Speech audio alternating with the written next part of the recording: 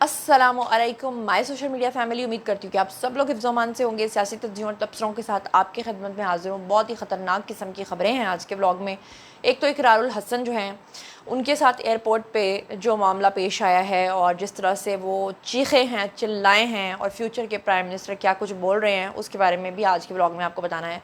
इसके अलावा हाफ़िज़ ताहिर अशरफ़ी के साथ जो है लंदन की सड़कों पर बदतमीज़ी हुई है और वो जो लोग निकले हैं उसमें कुछ लोग कह रहे हैं कि अज़हर मशवानी का भी उसमें नाम आ रहा है कि उन्होंने उन लोगों को उनके ऊपर छोड़ा था। लेकिन बहरहाल अब तक कितने लोगों के साथ वहाँ पे बदतमीज़ी हो चुकी है और उसमें अल्लामा साहब का क्या कहना है, सही कौन है, गलत कौन है, आज के व्लॉग में उसके बारे में भी आपको बताना है।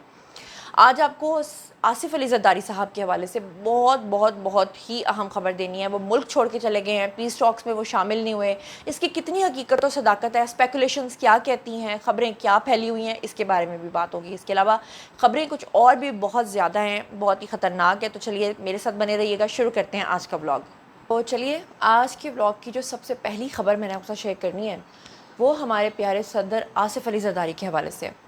बहुत सारे लोग जो हैं वो ये जानना चाहते हैं, बल्कि बहुत सारे लोगों की क्यूरियोसिटी है कि हमेशा नून लीग की एक आदत है, ख़ास तौर पर शहबाज शरीफ की, नवाज़ शरीफ की, कि जब भी कोई मुल्की या गैर मुल्की बड़ा काम होता है तो उसके अंदर जो मुल्क की बाकी सियासी जमातें हैं उनको भी वो शामिल करते हैं, ख़ास तौर पे जो लीडिंग हो। और ऐसे में जो पीपल्स पार्टी है उसके सदर हैं भाई हमारे मुल्क के, पीपल्स पार्टी के भी चेयरमैन हैं और मुल्क के भी सदर हैं, यानी आसिफ अली ज़रदारी। लेकिन जितने भी ये मामलात हुए हैं जिसमें ईरान अमेरिका के बीच में मीडिएशन करवाने वाली सारी बात हुई है, इस्लामाबाद के अंदर सारे मुज़ाकरात हुए हैं, लेकिन कहीं ना कहीं आपने पता नहीं गौर किया होगा कि नहीं, उसमें आसिफ अली ज़रदारी जो है वो एब्सेंट रहे हैं। ना सिर्फ आसिफ अली ज़रदारी बल्कि पीपल्स पार्टी उसमें एब्सेंट रही है। और हर एक बंदे ने इस पे सवालात उठाए कि आखिर क्या वजह है कि आसिफ अली ज़रदारी इसमें ख़ुद शामिल नहीं होना चाहते थे या उनको शामिल नहीं किया गया है, रीज़न क्या है।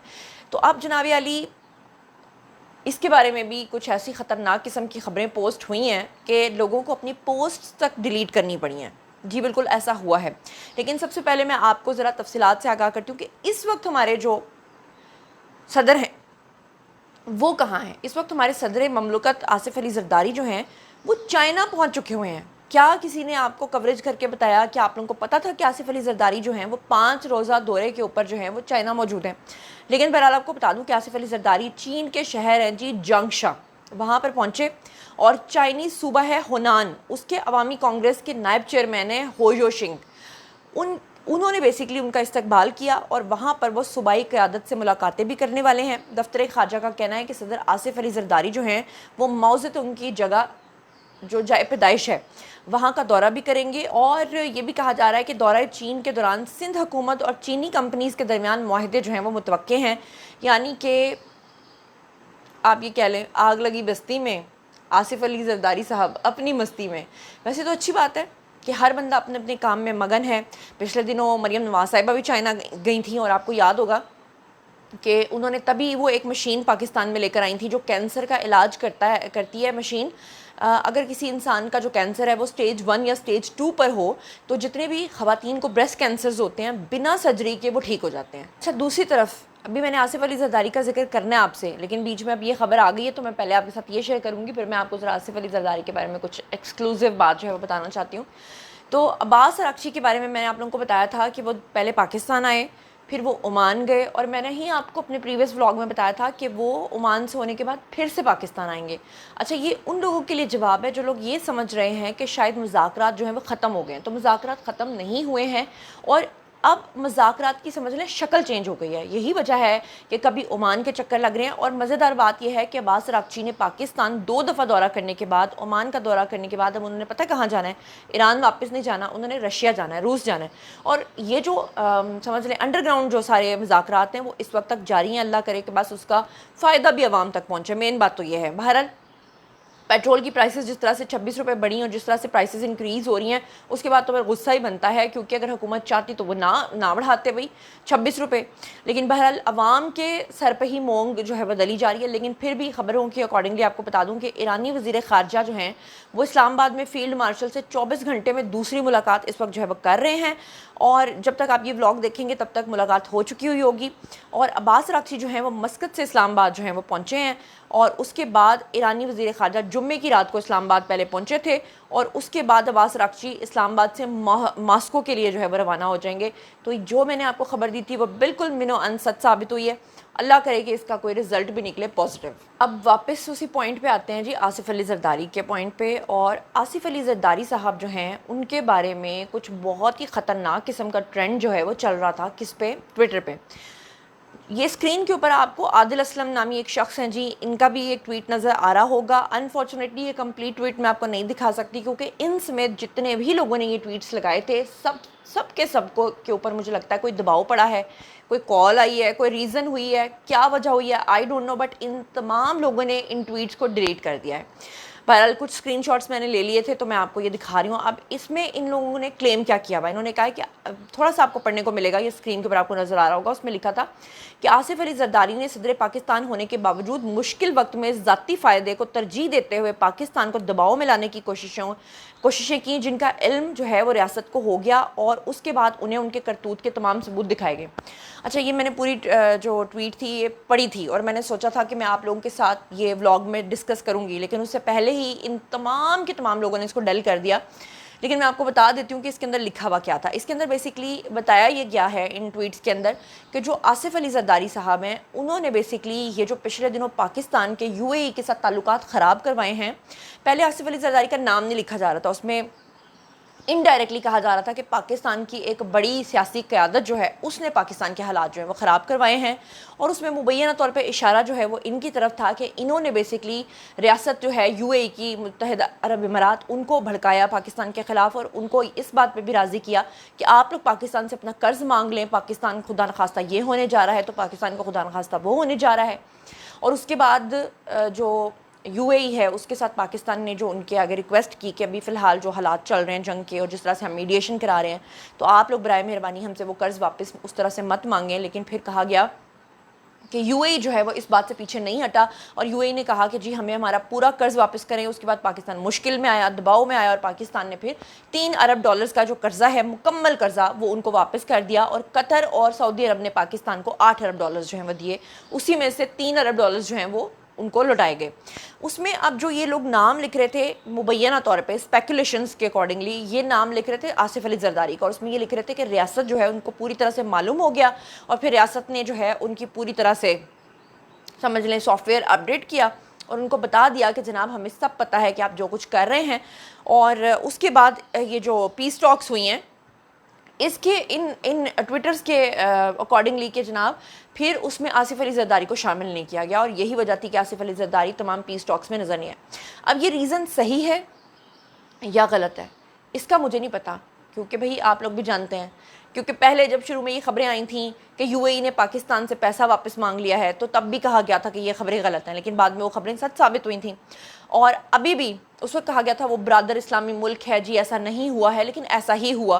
پھر اس کے بعد اب خبریں یہ بھی آ رہی ہیں کہ بھارتی جو سربراہان ہیں ان کا جو جے شنکر ہے وہ 2 مہینے میں 3 سے 4 مرتبہ یو اے ای کا دورہ کر چکا ہے، اور وہ پاکستان کا جو سی پیک ہے اس کو خراب کرنے کی کوشش کر رہا ہے، گوادر کے اوپر حملوں کے لیے باز گشت جاری ہے، اور کہا یہ جا رہا ہے کہ اسلامی ممالک جو ہمارے برادر ممالک ہیں، خاص طور پہ جن کے ساتھ ہمارا ڈیفنس معاہدہ ہوا ہے یعنی سعودی عرب، ان کی طرف سے یو اے ای کو وارن کر دیا گیا ہے کہ آپ لوگ جو حرکتیں کرتے پھر رہے ہو، جو پلاننگز کرتے پھر رہے ہو، وہ ہم تک پہنچ چکی ہوئی ہیں، اب اس سے باز رہنا۔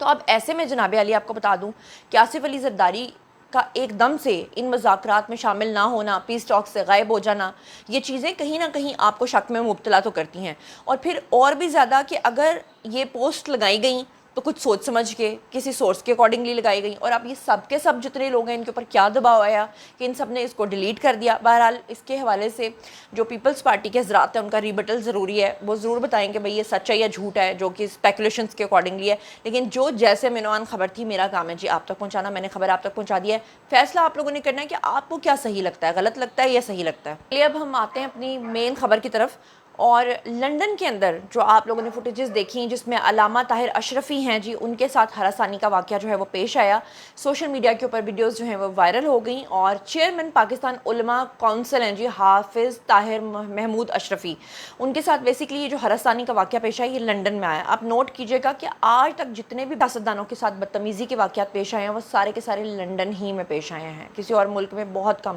جنرل باجوہ کے ساتھ میرے خیال سے ہوا تھا، یہ فرانس تھا جہاں پر بدتمیزی کی گئی تھی، اور پھر اس کے بعد وہ جو شخص تھا وہ پکڑا گیا تھا اور اس کا تعلق بھی افغانستان سے نکلا تھا، اور اس کو بعد میں وہاں سے ڈپورٹ بھی کر دیا گیا تھا۔ لیکن اگر ہم دیکھیں لنڈن کی تو آپ کو یاد ہوگا کہ ہمارے جو ایکس پرائم منسٹر ہیں محمد نواز شریف صاحب، وہ ایک ہوٹل میں گئے تھے جناب کافی پینے کے لیے، جہاں پر 10 کے قریب جو ہیں وہ نوجوان آئے تھے، اور انہوں نے آ کے نہ صرف ان کے ساتھ بدتمیزی کی تھی بلکہ نواز شریف کی گاڑی کے اوپر کافی بھی پھینکی تھی۔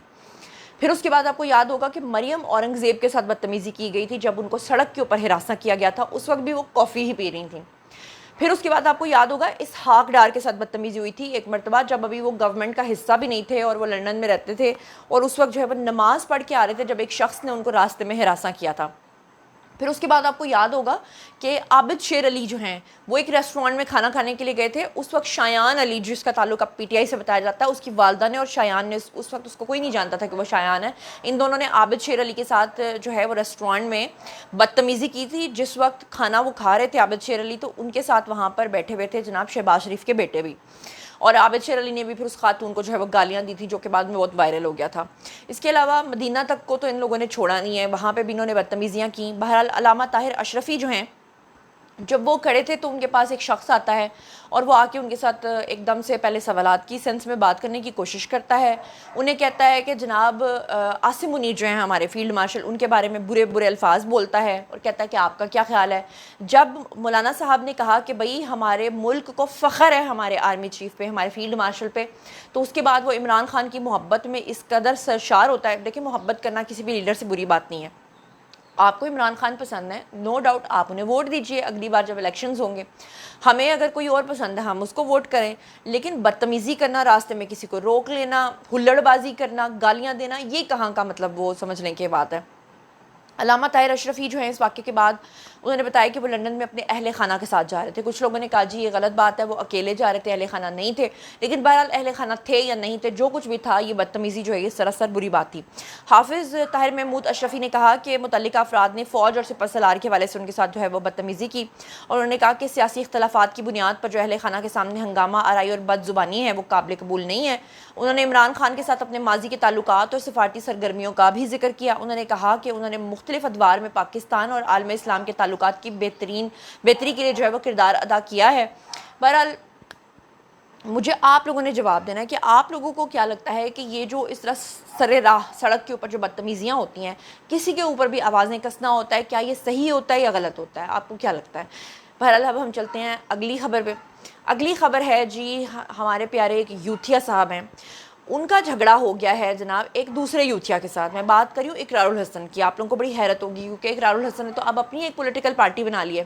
اچھا بیک گراؤنڈ میں اگر آپ کو ڈاگ کے بھونکنے کی آوازیں آئیں تو اس کے لیے میں معذرت خواہ ہوں، کیونکہ یہاں پہ آلموسٹ میرا جو اسٹوڈیو ہے یہ سڑک کے اوپر ہی ہے، اور پھر سامنے گھروں کے اندر اور ارد گرد جتنے بھی آفیسز ہیں انہوں نے اکثر ڈاگز رکھے ہوئے ہیں۔ کبھی چڑیوں کی آواز آتی ہے، کبھی ڈاگز کی آواز آتی ہے، تو ان آوازوں کو ہم نے اگنور کرنا ہوتا ہے۔ اچھا میں بات کر رہی تھی اقرار الحسن کی۔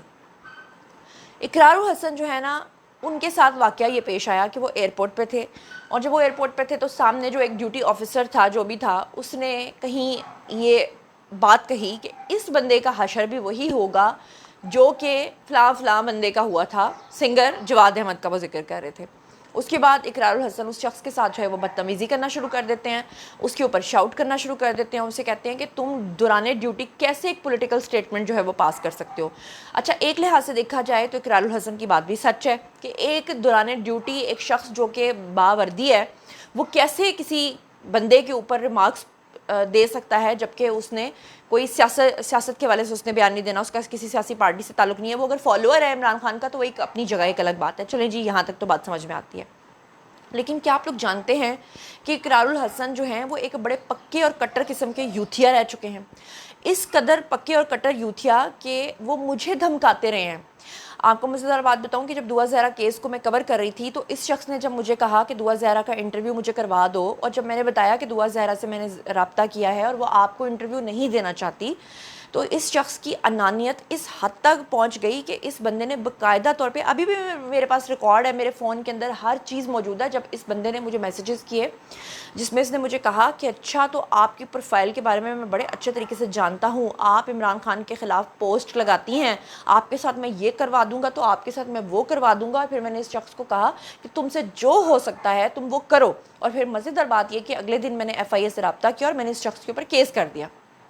کہنے کا مقصد یہ ہے کہ یہ شخص جو ہے نا، یہ ہم سب مطلب مجھ سمیت اس بندے کو انڈسٹری میں کام کرتے ہوئے 22-25 سال ہو گئے ہیں.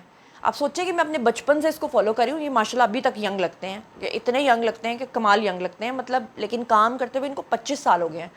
اور مجھے آج بھی یاد ہے کہ میں آج سے تقریباً 8-10 سال پہلے ان کو ایز فین ملی تھی، اور میں ان کو وہ جو سریام ان کا پروگرام آتا تھا اس کی وجہ سے بڑا آئیڈلائز کرتی تھی، اور میں سمجھتی تھی کہ کیا کمال کی شخصیت ہیں. لیکن جب مجھے پتہ چلا کہ یہ لوگوں کو بلیک میل کرتے ہیں، یہ جتنے بھی پروگرامز یہ کیا کرتے تھے سریام، وہ پلانٹڈ پروگرامز ہوا کرتے تھے، اور اس میں یہ جو جتنے بھی آپ کو سٹنگ آپریشنز کرتے ہوئے نظر آتے تھے وہ ہمیشہ جعلی اور جھوٹے ہوتے تھے. کچھ سچے بھی ہوتے تھے لیکن زیادہ تر اس میں چیزیں پلانڈ ہوتی تھیں. خیر اب تو عوام کو سمجھ میں آ گئی، تو میری آنکھوں کے سامنے سے وہ پردہ ہٹا اور مجھے پتہ چلا. اور یہ شخص جو ہے باقاعدہ عمران خان کے دور میں لوگوں کو دھمکاتا رہا محض اس بات پہ کہ آپ کی جرت کیسے ہوئی ہے عمران خان کے بارے میں یہ لکھنے کی. آج اسی شخص کے اوپر اگر کسی نے ریمارکس پیش کر دیے تو سوچیں کہ وہ بندہ کس طرح تلملا اٹھا ہے. آپ اندازہ کریں اس بندے کی منافقت کا. اس بندے سے زیادہ، اقرار الحسن سے زیادہ بہتر انسان میں کس کو مانتی ہوں؟ صدیق جان کو مانتی ہوں. اس بندے سے زیادہ بہتر انسان میں عمران ریاض خان کو مانتی ہوں. وہ کیسے کہ کم از کم اچھے حالات آئے یا برے حالات آئے، انہوں نے یہ تو نہیں کہا کہ ہم نے اپنی پارٹی بدل لی. وہ عمران خان کو سپورٹ کرتے تھے، عمران خان کو ہی سپورٹ کر رہے ہیں.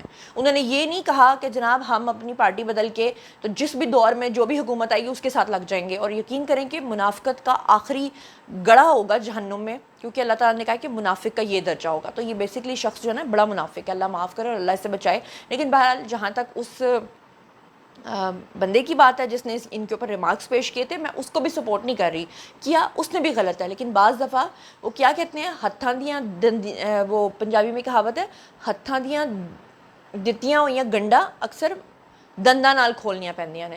تو بیسکلی انہی کے چکر ہیں جو واپس ان کو آ رہے ہیں. جس طرح سے یہ لوگوں کو دھمکایا کرتے تھے، آج ان کو ایئرپورٹس کے اوپر اور پبلک پلیسز پہ جو ہے وہ پوچھا جا رہا ہے. اور مزے کی بات یہ کہ یہ شخص اپنے آپ کو فیوچر کا پرائم منسٹر ازیوم کر رہا ہے، اور فیوچر کا پرائم منسٹر کس طرح لوگوں سے لڑ رہا ہے اور چھوٹی چھوٹی باتوں پہ اس کے ساتھ مطلب سمجھ رہا ہے کہ ہر جگہ کیمرہ کھلا ہوا ہے اور پروگرام ہے.